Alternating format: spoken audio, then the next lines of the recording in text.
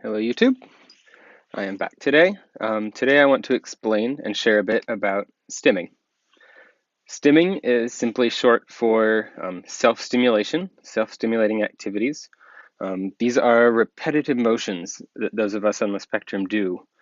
Um, Sounds, movements, fidget spinners, believe it or not, can actually be a thing for people on the spectrum. Um, and we do these things to relieve anxiety. If we're overstimulated or understimulated, in my case, it's usually anxiety, but also it helps me focus. Um, so I'm going to start off by explaining what some of my current stims are, the ones that I still do to this day. And I'm here in this movie theater because I felt that would be an appropriate venue to discuss this, as movie theaters are often a place where stimming is not welcome and it is shushed, receives glares, especially in people who stim far worse than I do. So the first stim I want to show, I have to get up and go over here to one of these chairs. You should be able to hear me though. And that is, I lift a heel off the floor and my leg starts bouncing. And if I'm really get into it, like when I was typing my script earlier, both my legs are bouncing. I was literally typing away and my legs were doing this. And believe it or not, when I stopped, I lost focus and couldn't keep typing. And then I'd start again and be able to flow and type again. The other thing I do is a hard blink, usually in social situations. If I'm getting nervous or tired of consciously reading all the social cues, I'll start blinking like that. Or if I feel like I've said something stupid or silly, I'll give a blink.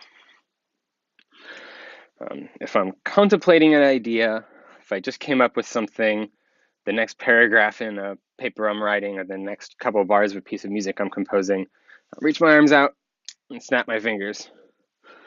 Um, don't know why I do it. It's just a body motion that happens when I get ideas.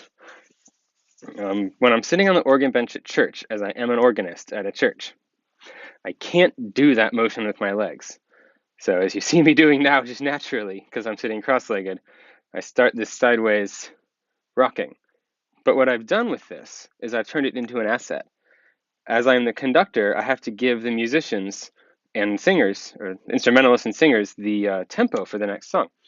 So I will rock back and forth as I know what the tempo is.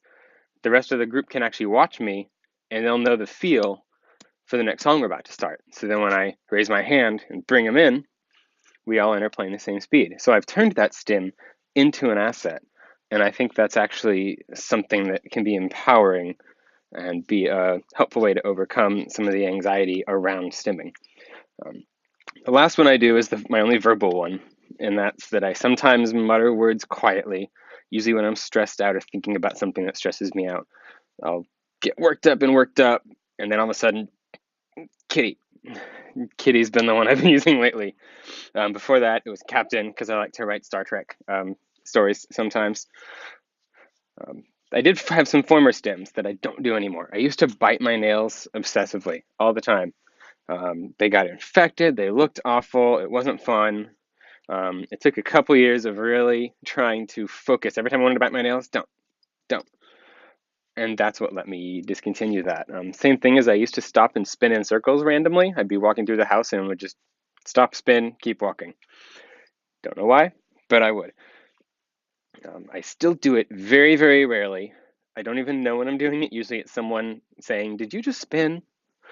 Um, doesn't happen that much anymore. Again, I had to focus a lot, especially like walking through the halls at school where I'd get made fun of. I would have to, oh, I want to spin, don't spin, don't spin. But that did cause a little bit of stress and anxiety, and then I'd find myself moving my legs more in class or rocking back and forth at my desk or something. Um, but stimming is something that's natural and normal for us. This is not, it's something that, reduces our stress, it reduces our anxiety. We kind of like doing it.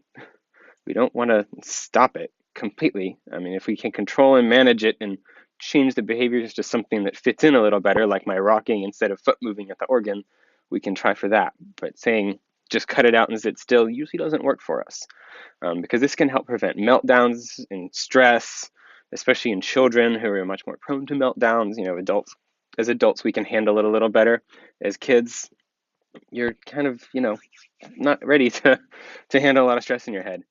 Um, Speaking of discontinuing stimming, I'm going to address in a separate video quiet hands and other therapies known as ABA, which is when behavior is forced on kids on the spectrum, holding their hands down or yelling quiet hands at them if they start flapping, something like that. Um, that'll come later because I feel like that's its own topic worth discussing. So please, this is my third video. There will be more. So drop a like, drop a subscribe, share this on your Twitter, share this on your Facebook.